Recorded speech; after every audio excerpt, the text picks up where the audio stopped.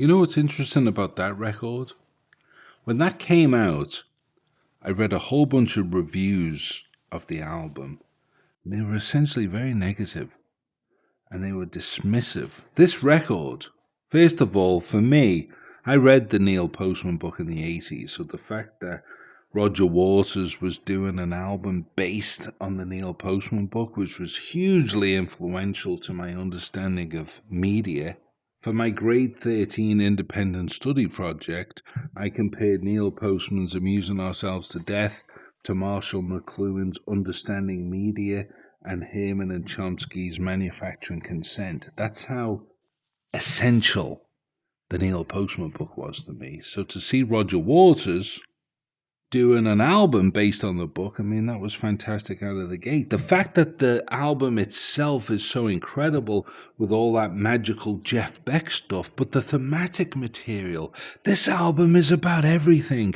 This album is such a vast, expansive, philosophical inquiry into the modern human condition that dives into the malignant nature of the military-industrial complex, propaganda, media, the cultural suffocation of an increasingly corporatized planet.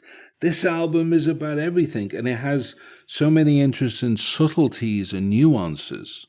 The track Late Home Tonight Part 1 puts us in the mind frame of a kid from Cleveland who's flying a military jet.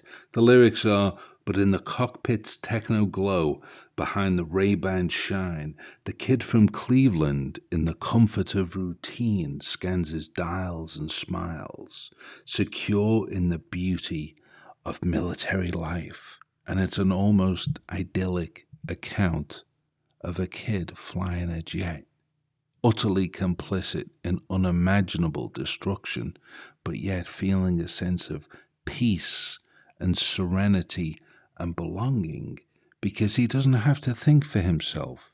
He's just following orders. That's just one of the little nuances, little pockets of perspective that Waters delivers with that record. So, when the album came out, and this is probably an album I've listened to more than almost any other album. I mean, a lot of Pink Floyd records go in that category for me, but this, as far as Roger Waters' solo work, this is probably the one that stands out more than the others for me, for all the reasons that I just mentioned.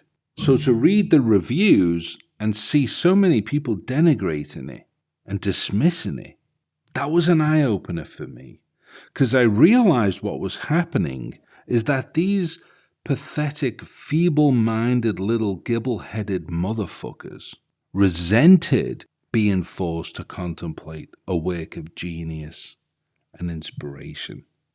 Rather than feel inspired themselves, being the pathetic little gibbles that they are, this work made them feel less than. Therefore, their go-to response was to denigrate and dismiss. And I learned a lesson from that. I don't think I've ever read an album review or even a film review ever since. A few film reviews here and there, just when it was a case of friends writing them, because I know people who do, and of course I've done it myself. I'm a hypocritical film reviewer because I actually fundamentally despise and hate film reviewers, although I will say in my defense that I am not intimidated by genius. I don't feel I need to denigrate works of genius. I feel that I need to celebrate those. And I save all my disdain for films that are unworthy of my attention or worthy of my contempt, like Eli Roth's The Green Inferno, for instance, which was a complete disaster piece. I have no qualms denigrating something like that, but when something materializes, born on the wings of true inspiration, I see that as a moral obligation to celebrate such a thing, not to dismiss it, like all those mediocre, loving little fucking weasels do, but to regard it as it should be regarded, as a triumph of the human creative spirit, that despite this utterly corrupted corporate culture, occasionally men of vision, like Roger Waters, manage to express something so profound, so intelligent, thoughtful, musical, and philosophical as Amused to Death? It's almost a crime against humanity not to recognize it.